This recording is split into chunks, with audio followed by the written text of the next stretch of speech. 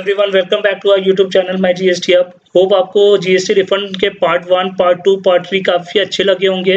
अगर आपने नहीं देखा है तो मैं उसकी लिंक डिस्क्रिप्शन में दे दूंगा। हमने पहले देखा कि रिफंड क्या होता है, what are the types of refund, कौन रिफंड अप्लाई कर सकता है। फिर रिफंड का वर्किंग्स देखा कि रिफंड के कैलकुलेशन कैसे करनी है। जीएसटी रिफंड पार्ट 4 में हम post filing of refund application के प्रोसीजर्स देखेंगे। फर्स्ट, अगर आपने रिफंड एप्लीकेशन कर दिया तो रिफंड एप्लीकेशन होने के बाद या तो आपको एक्नॉलेजमेंट आ जाएगा या डेफिशिएंसी मेमो आ जाएगा। एक्नॉलेजमेंट आ जाएगा, एक्नॉलेजमेंट फॉर्म जीएसटी आरएफडी 02 में आ जाएगा। एक्नॉलेजमेंट होता क्या है? ऑफिसर आपका बेसिक डॉक्यूमेंट्स वेरीफाई करेगा कि जो रिक्वायरमेंट है आपने सब कुछ अपलोड किया है, सब कुछ प्रॉपर है, तो एक्नॉलेजमेंट आपको इशू कर देगा। अगर उसको कोई भी इंफॉर्मेशन मिसिंग लगी या कुछ डॉक्यूमेंट्स आपने अपलोड करने रह गए तो वो आपको डेफिशिएंसी मेमो इशू करेगा और डेफिशिएंसी मेमो आपको आरएफडी 03 में मिलेगा। अगर डेफिशिएंसी मेमो इशू हुआ तो आपका एप्लीकेशन विड्रॉ हो जाएगा एंड आपको फ्रेश एप्लीकेशन करना पड़ेगा। या तो आपको आरएफडी 02 मिल जाएगा या आरएफडी 03 मिल जाएगा। सपोज आपको आरएफडी 03 मिल गया डेफिशिएंसी मेमो, तो आपको क्या करना है, आपको जो आरएफडी 03 में जो भी डेफिशिएंसीज मेंशन की है वो सॉर्ट आउट करनी है और फिर आपको फ्रेश एप्लीकेशन करना है। मैं यहाँ पर एक चीज़ आपको सिर्फ पॉइंट आउट कराना चाहता हूँ। रिमेंबर पार्ट 2 में हमने चेक किया था कि जीएसटी रिफंड एप्लीकेशन करने के लिए टाइम लिमिट है। तो टाइम लिमिट था 2 years from the relevant date. तो आपको 2 साल के अंदर अंदर एप्लीकेशन कर देना है। सपोज आपने जो फर्स्ट एप्लीकेशन किया वो ऑन टाइम कर दिया, बट डिपार्टमेंट ने डेफिशिएंसी मेमो निकाल दी और आपको वो डेफिशिएंसी सॉर्ट करके न्यू एप्लीकेशन करना है। तो आपको ये न्यू एप्लीकेशन का भी डेट फ्रॉम रेलेवेंट डेट ही देखना पड़ेगा। तो यहाँ पर एक प्रॉब्लम है, अगर आप लास्ट दिनों में एप्लीकेशन करते हो और ऑफिसर ने डेफिशिएंसी मेमो निकाल दी तो आपका जो न्यू एप्लीकेशन है वो टाइम बार भी हो सकता है। तो इसलिए आप रिफंड एप्लीकेशन काफ़ी एडवांस में कर दीजिए कि डेफिशिएंसीज भी आ रही है तो आप ऑन टाइम उसका रिप्लाई कर सकते हो और फ्री एप्लीकेशन कर सकते हो और आपका रिफंड एप्लीकेशन टाइम बार ना हो। चलिए आगे बढ़ते हैं। अगर आपको एक्नॉलेजमेंट मिल गया आरएफडी 02 में तो फिर क्या होगा? आपको एक्नॉलेजमेंट के बाद विदिन 7 डेज आपको 90% का प्रोविजनल रिफंड ऑर्डर मिल जाएगा इन फॉर्म आरएफडी 04।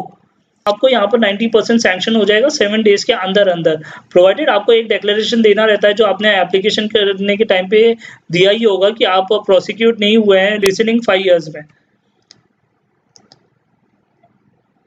आपको 90% मिल गया, प्रोविजनली रिफंड मिल गया।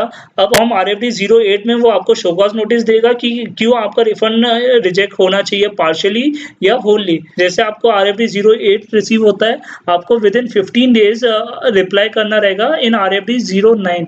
एक स्पेसिफिक फॉर्मेट है जो आपको सीजीएसटी रूल्स में भी मिल जाएगा। सीजीएसटी रूल्स का लिंक मैं डिस्क्रिप्शन में दे दूंगा। आपने 15 डेज में आरएफडी 09 में रिप्लाई सबमिट कर दिया। अब वो ऑफिसर चेक करेगा कि आपका जो रिप्लाई है वो प्रॉपर है या नहीं। ईदर वो आपका पूरा रिफंड सैंक्शन कर देगा या पार्टली सैंक्शन करेगा, पार्टली रिजेक्ट करेगा या फुली रिजेक्ट कर सकता है। जो भी डिसीजन लेगा, जो भी ऑर्डर पास करेगा, ईदर सैंक्शन ऑर्डर या रिजेक्शन ऑर्डर आप जीएसटी पोर्टल से डाउनलोड कर सकते हैं। अब ये रिजेक्शन ऑर्डर और सैंक्शन ऑर्डर कौन से फॉर्म में आएगा? It will come under form GST RFD 06। तो रिफंड ऑर्डर जो फाइनल रिफंड ऑर्डर ये है उसका फॉर्म नंबर है आरएफडी 06। इसमें या तो सैंक्शन कर देगा या रिजेक्ट कर देगा। टाइम लिमिट उसको 60 डेज के अंदर अंदर आरएफडी 06 निकालना है। तो ये 60 डेज कहाँ से काउंट होगा? 60 डेज काउंट होगा from the date of filing of refund application. आपने जिस दिन रिफंड एप्लीकेशन किया है उसके 60 डेज के अंदर आपको आरएफडी 06 मिल जाना चाहिए। मैं एक बार टाइमलाइन देख लेते हैं फ्रेंड्स। आप पहले रिफंड एप्लीकेशन करोगे, फिर आपको एक्नॉलेजमेंट मिलेगा आरएफडी 02 के अंदर। अगर एक्नॉलेजमेंट नहीं मिला तो डेफिशिएंसी मेमो मिलेगा। सपोज आपको एक्नॉलेजमेंट मिल जाता है, आपको प्रोविजनल रिफंड ग्रांट हो जाएगा 90%। अगर ऑफिसर को लगता है कुछ रिफंड रिजेक्ट होना चाहिए तो वो आरएफडी 08 निकाल के आपका रिफंड रिजेक्ट करेगा एंड फाइनली वो आपका रिफंड ऑर्डर निकालेगा इन आरएफडी 06। इधर पार्शियली अप्रूव करेगा या फुली अप्रूव कर देगा या फुली रिजेक्ट कर देगा। हम जीएसटी पोर्टल के स्नैप्स देख लेते हैं कि जीएसटी पोर्टल पे ये कैसा इंटरफेस दिखता है। आपको लॉगिन करना है आपके जीएसटी पोर्टल पे, go to user services, then refund services के अंदर जाके रिफंड्स में जाना है और एप्लीकेशन फॉर रिफंड पे क्लिक करना है। फिर क्लिक करने के बाद इतने सारे टैब आएंगे, जैसे हमने जीएसटी रिफंड पार्ट 1 वीडियो में देखा था टाइप्स ऑफ रिफंड, तो ये वही टाइप्स ऑफ रिफंड है। refund of excess balance in electronic cash ledger, refund of ITC on export of goods and services without payment।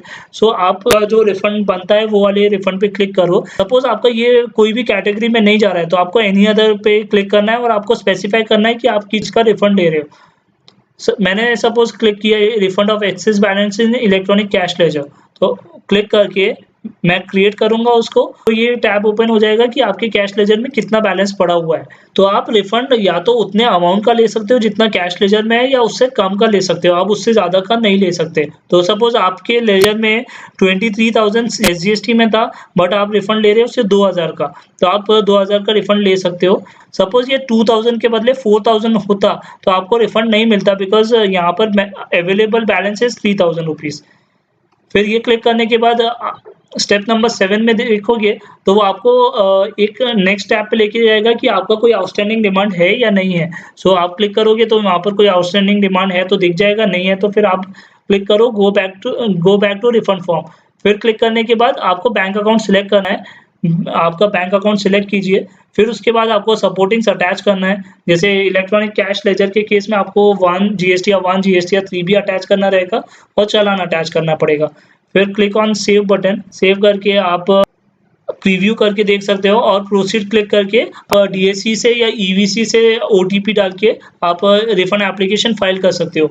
जैसे रिफंड एप्लीकेशन फाइल होगा आपको ARN रिसीट जनरेट हो जाएगी in form RFD 01, और वो ARN receipt आपके पास रखना है, बिकॉज वो ARN number is most important, और ARN नंबर से ही वो ट्रैक हो सकता है आपका रिफंड का स्टेटस क्या आएगा। सो फ्रेंड्स, यहाँ तक रिफंड एप्लीकेशन का कंप्लीट हो गया। मैंने सोचा ये एक सर्कुलर रिसेंटली आया था तो मैंने ऐड कर दिया। रिसेंटली बहुत सारे एक्सपोर्टर्स है ना फेक रिफंड ले रहे थे, तो to curb all this activity department ने ये सर्कुलर 131 निकाला है।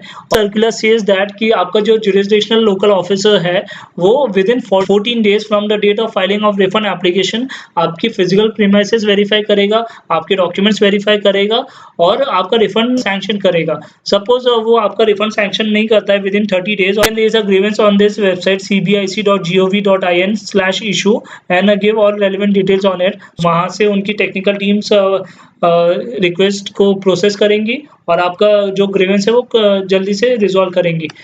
सो फ्रेंड्स, मैंने यहाँ पर लीगल प्रोविजंस दे दिए हैं फॉर GST रिफंड्स, जो कि यूजफुल रहेंगे आपको रिफंड वर्किंग बनाने के लिए। CGST एक्ट के sections, GST rules, GST act के sections and many refund related circulars. हो फ्रेंड्स, आपको ये वीडियो पसंद आया होगा। प्लीज़ वीडियो को लाइक कीजिए, कमेंट कीजिए और यूट्यूब चैनल को सब्सक्राइब कीजिए। Thank you so much. मिलते हैं नेक्स्ट वीडियो के साथ फ्यूचर में। Thank you.